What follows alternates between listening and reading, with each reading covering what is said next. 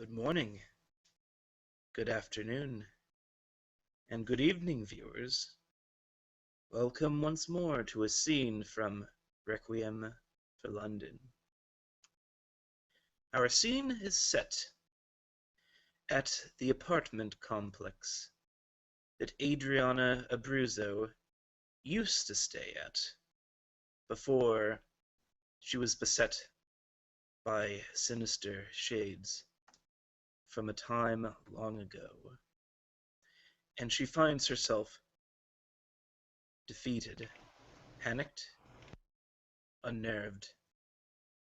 Returning to her apartment, she knows that there is no place in the city where she will be safe anymore. They can reach her anywhere, it has been made clear to her. Her nemesis has shown her just how powerless she really is. And as she is walking towards the door to go back up to her apartment to get her things, in the only hope that she might be able to flee the city, perhaps that's what these creatures are after. Perhaps she is distracted for but a moment, just a single moment, as she uncharacteristically does not notice an individual walking towards her. Not on a collision course, mind you, but he is distracted too. He's got a notepad out and is scribbling something down very, very enthusiastically. And before Adriana can realize it, he accidentally runs into her shoulder and is startled, and the notepad drops. Adriana does not notice the individual coming towards her as she is in the middle of sending a text message. Um, it is not normally the way she gets in touch with her sire, however. She figures this is the last message she will be sending for some time. The message essentially reads, compromised, have to leave town, we'll be in touch later, and sorry.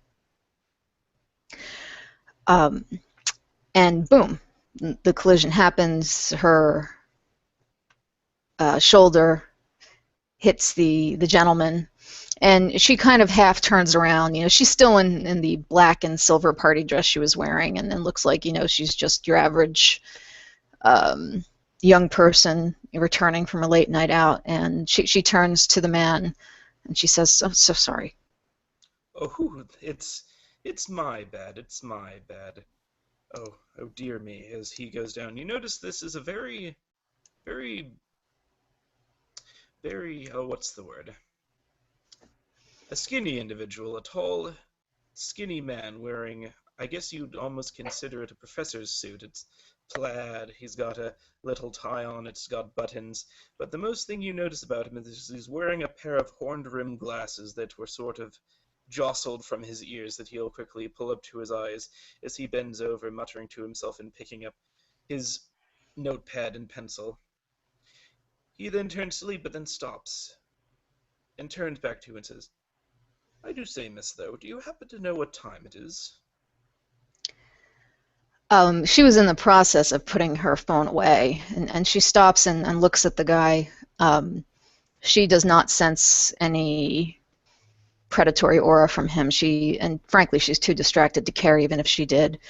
With a kind of sharp sigh, she takes her phone out, because people don't wear watches anymore, and looks at her phone, and she sees it's approximately 2:30 a.m. And she tells him, While she was looking down, the individual's face changes for just a moment. He sharply looks up. Off in the distance he sees yellow eyes glowing. He brings his glasses down for just a minute, and there is a flutter of wings. Frantic flutter of wings. Then he pulls it back up and is looking at her again as though nothing had happened. She does not notice this. He has the same stupid look on his face that he did before as he goes, Oh, thank you, miss. Have a wonderful evening. And then will turn around and walk into the night, as randomly as he appeared. Adriana nods at him, but she's clearly distracted. She's got other things on her mind. She was going to start sending messages out to her employer to explain her upcoming absence, but she figures she can do that later. The night is growing short, and she has to make her escape. She's decided to return to her apartment in Islington, where the scene of the most recent attack occurred. And she does not take the elevator, and she's on the fourth floor, so she will scale the 4 levels of stairs as quickly as she can, her heels kind of going clack, clack, clack, clack, clack, clack, clack, clack, clack, as she ascends. Um, she feels the burning pit of hunger in her stomach as her beast tickles her neck, letting her know that she better feed before she does anything else. But her mind is awash in fear and misery and hopelessness, something that she has not yet experienced as a kindred. Most live quite longer than she has before experiencing this kind of dejection, and now she feels that literally there is nothing left around the corner but darkness and misery. And she ascends to her apartment door, where the lock is still, oh, actually, it is unlocked, but the lock is not messed with, as I remember. She opens the door to the apartment. Does she see anything in there yet, or not yet? When she opens the door, it's exactly as she left it. Not a single thing is out of place from when you scrambled to collect what things you needed to have and left just after the first attack. There's She still a stain of wine on the floor that seems to have dried over the couple of nights that you've been gone, but still just perhaps having the illusion of dampness. There's probably mold on the tiles now, or at least what would be the start of mold, just watery stains from the cracked bathtub. Water that may just be now at the very bottom, and maybe even just sort of stagnant towards the middle since it was never drained, except by the cracks that were in it. Yes, her apartment is still very much in disarray, with the broken tub, perhaps seeping a little water, not enough to alert the neighbors downstairs, but it's still a right mess. Um, she sighs and looks around the room, and she opens her refrigerator and sees one packet of blood that's left in there. And she closes the door quickly, stopping herself from drinking it immediately. But she heads to her bedroom and opens a um, backpack type suitcase and starts putting stuff in it. As she is putting things away, she will hear gentle footfalls coming through the door. They approach leisurely, and she recognizes them. They are a particular kind of shoe that this individual wears. You find that always odd. He always specifically wore these shoes because of the sound they made when he approached. It was somewhat of a icon for him. The footfalls stop at the entryway to your door, but no words are said. But you can feel his eyes on the back of your head. He is not visible, correct? You haven't turned around yet. Oh, okay. um, Very uncharacteristically, her back is to her door, like she doesn't care. Um, not like the Adriana he's come to know and train and put his hope in from time to time, the one who was so efficient. Um, Without turning around, she continues to just kind of, almost with a sense of resignation, tossing random things into this satchel. And she says quietly, "You will have to make an appearance, or you can leave." You'll just hear him say from behind you, "You're making a mistake, Adriana." She will kind of, with some force, throw a shirt into her bag, and she will turn around to see if he's there. Oh, he's there. He's just leaning in the doorway. He's dressed exactly as he always is. A uncharacteristically extravagant black robe draped over a hidden form. A plain white mask with the black handprint upon it. You know his eyes are on you. They meet even though you cannot see them. She looks to him, and under normal circumstances she would go and greet him and take pains to make sure that he is comfortable and that he is okay and that he is not wanting for anything and that she has done everything that he wanted her to do in meticulous order, but she just doesn't give a shit anymore. And you can tell this change very, very clearly. She is indifferent to his presence. She walks over to her vanity and she takes out a box of index cards, and on those index cards is information pertaining to her mortal family, something that she doesn't really talk about. She was never close with them in life, and she certainly isn't close with them now. She will approach Sheriff Bright with a few of these cards and kind of shove them in his direction, and she will say, "You may need to contact these people at some point. I'm hoping you won't, but just in case, it's good to have. Just hang on to these." And she looks and waits for him to take the cards. He doesn't. He just continues to look at you.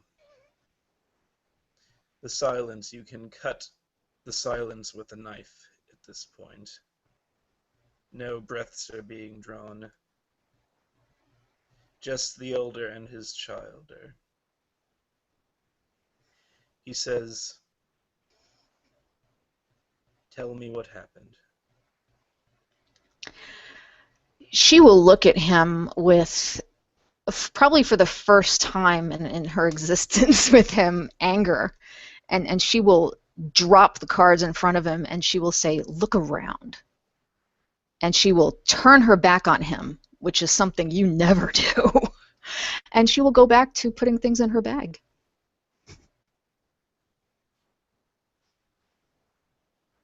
You've let them shatter your mask, Adriana. You've allowed them to pick your brain for everything that you loved and cared about. And they did. As he just sort of folds his arms and now leans against the door. He's soft-spoken, but you know that he is not pleased with your attitude towards him right now. She knows, and at the moment she just doesn't care. Doesn't change anything, hasn't changed anything yet. She continues to kind of randomly and with a haphazard force, toss random things in her bag, and she says, let them. That's great. I let them. I don't let people do anything." And she turns around and she points to him and she said, "I did everything you asked me to do. I've always done this, and here I am, and I am finished. There is nothing I can do. They will find me and they will end me. That's all. There's nothing left to talk about. There is nothing left." And you can see how she's gradually losing it. He'll just hold up a finger. And he will just make the quieting gesture to you.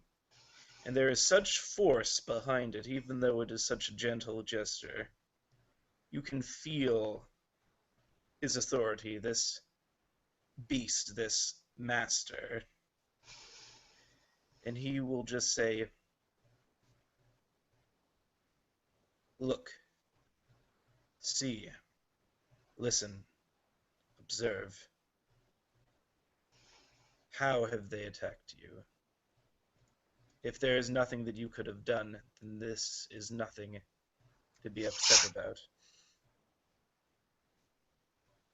She will slump on the bed next to her bag and just kind of put her head in her hands. And she's quiet for a moment. And then she kind of lets out a little bit of a rueful laugh, and she says, "He told me not to tell you." And she walks past him, if he'll let her, and Oh, he heads will. and heads into the main room of the apartment and starts grabbing things again. He does turn around on the spot, so now he's still in the doorway to your room, just looking at you. He's no longer in somewhat of a cocky stance. He now just stands there.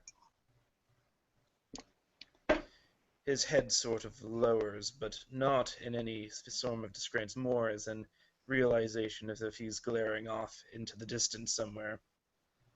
He will say, "Is this instructions from your enemy or from family?" She returns with um, a jewelry box in one hand and one of those triangular glass or plastic awards that you get. It's something from Chimera Security.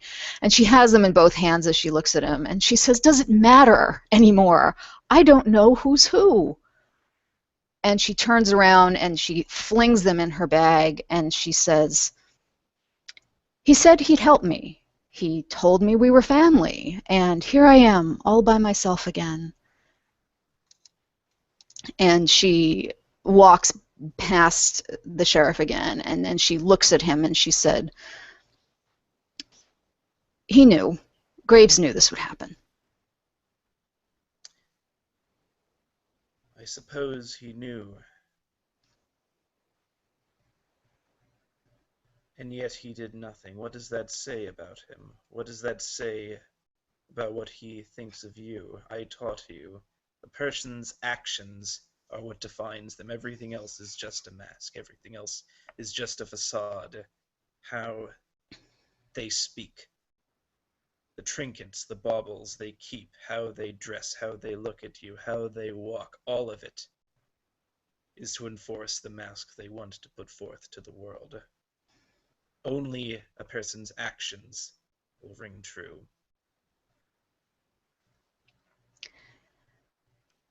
She's hearing what he's saying, but it just doesn't seem relevant. It's just more kindred politics bullshit that has landed her exactly where she is.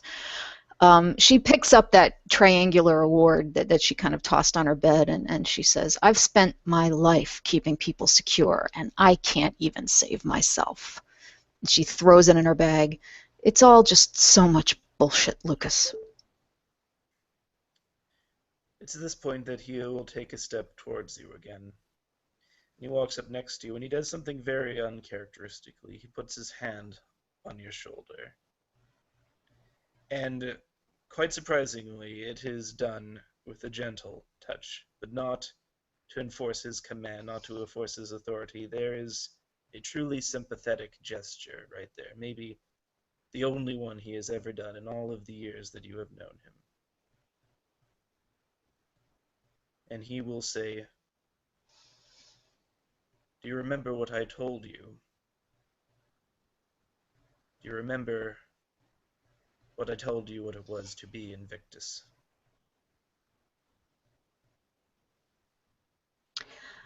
She stands there. She does not look at him, though, and she starts to shake. But she says nothing. "This too shall pass, Adriana. Those who would want to see you dead, survive. Survive. Prove that you cannot be cowed so easily. Those who would torment you, endure. Endure. Make their attempts as feeble as they are themselves. You are still here. Your requiem has not yet ended.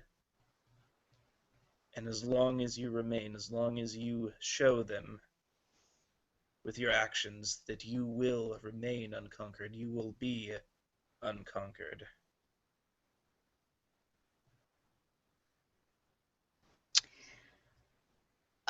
Adriana is listening, and at the touch and voice of her sire, she starts to calm down just a little bit. although he can still probably feel that her beast is just at the edge. And she will look at him, and you see kind of her eyes welling up. You've never seen her cry. Never. Hasn't happened. Didn't happen the day she was embraced. Hadn't happened 5 years since. And she will say, I'm putting you in danger by staying. I'm putting us all in danger. Don't you see that? As he will say, no, I am the one who is putting you in danger.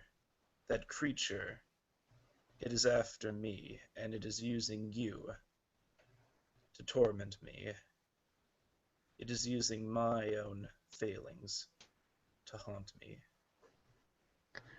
This is why you must endure. You are but just another weapon it is wielding. These things, they are incapable of enduring. They have to torment. They have to steal. They are chaos manifest, and they hate what we are, what we were, and they will use that hatred to torment us. That is why we must remain unconquered.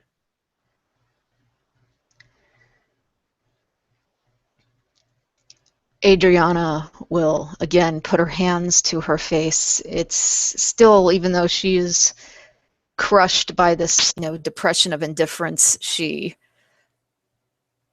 does not want to offend the man who she has much respect for. And you can barely hear her say it. And she says, it spoke to me.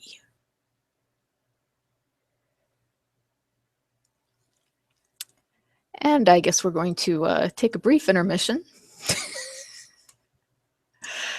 Oh, has Ben? Oh, just realized. Yes, I believe at a pivotal point in the action, Ben has taken a powder. So, would you like to play some elevator music, David? No, I'm already on it. Hold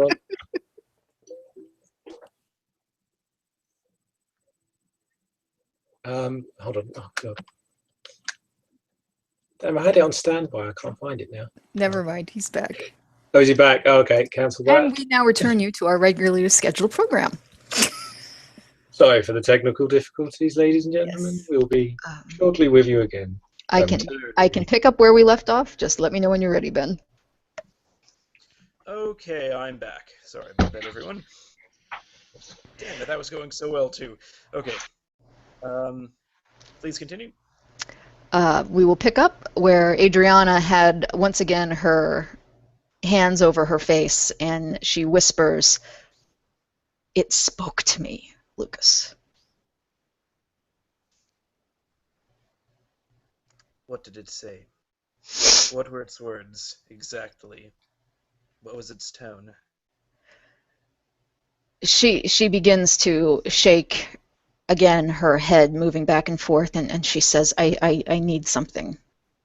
I need something. And she heads to the refrigerator, and she flings it open, and she grabs the last bag of Vitae that's in there, and she sucks it down like it was her very last bag on Earth. And you can tell, if you don't know already, that you're on the verge of losing her. And she says, it said it was my friend. It said it would never kill me. Why would it kill me? And it hurt the man who was in my room. It spoke through men at the party. Where aren't they?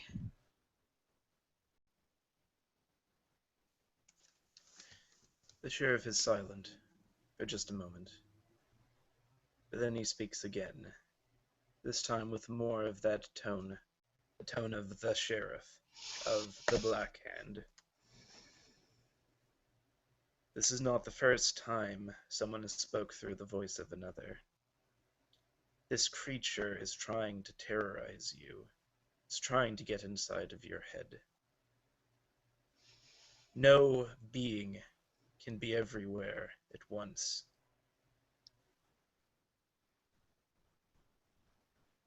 You need to unmask this creature. You need to show that you are not going to be cowed by it.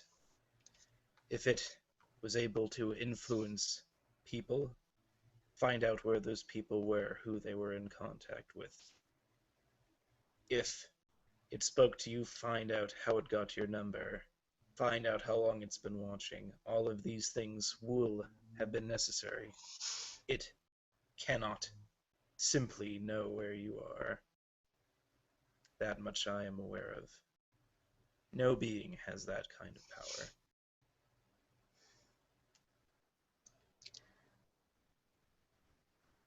What if it's more than you know? She says in earnest. That is not impossible. But that thing has been hunting me for a long time.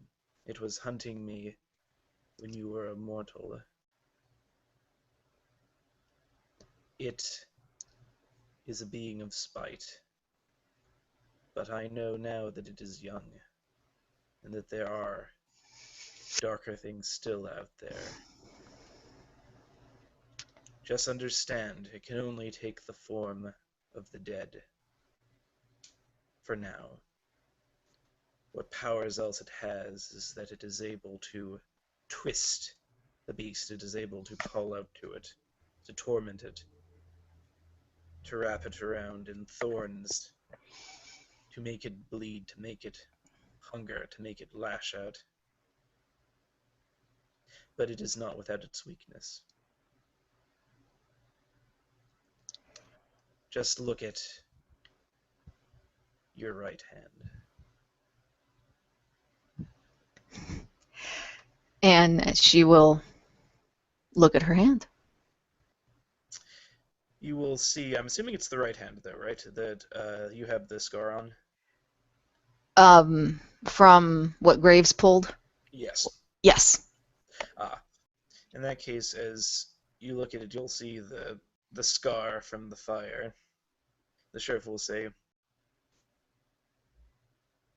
what we are burned by, what banishes us, repels they.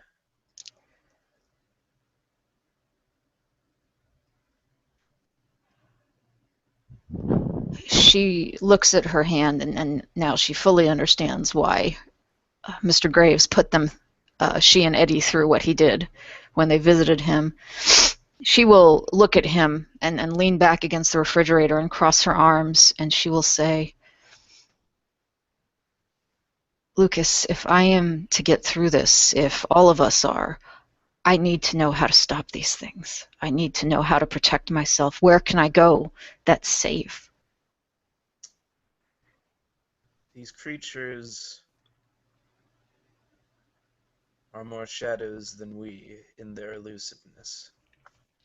There is no place beyond the firelight that will keep them from us, but that does not mean that they are omniscient. There is a reason why we have designed our house the way that it has. And we are familiar with magics that are even older than they. You are not alone in this, Adriana. You are Invictus. You're an Invictus of my family and my house. Anyone who would dare target us shall fear our wrath. All you need to do is say the word. Make the call.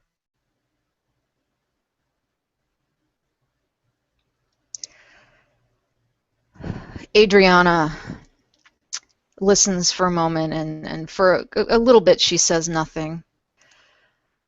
She zips closed the satchel that she's been packing up. She walks past the broken tub, the damp floor, and she kind of climbs up a little bit onto one of the bookcases, and behind the bookcases is a detachable hard drive, not unlike this. Extra security measures are her forte.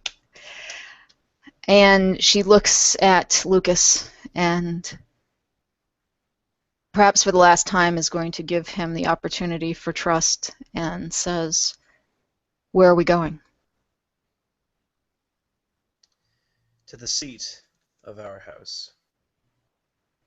We are going to seek counsel with the prefect.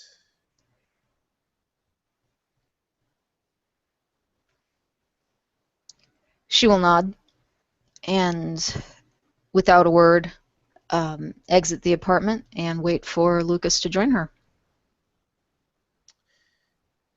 You will pause and watch you go. Has your mood changed? How is Adriana's posture now? How does she hold herself? She doesn't appear to be as dejected as he basically told her a little bit of what she needed to hear. Then, just barely audible to you, and on purpose, you'll hear him whisper, "It's a start." And then he will follow behind you. He fades from view, but you can still hear the footfalls behind you. And you hear him say again,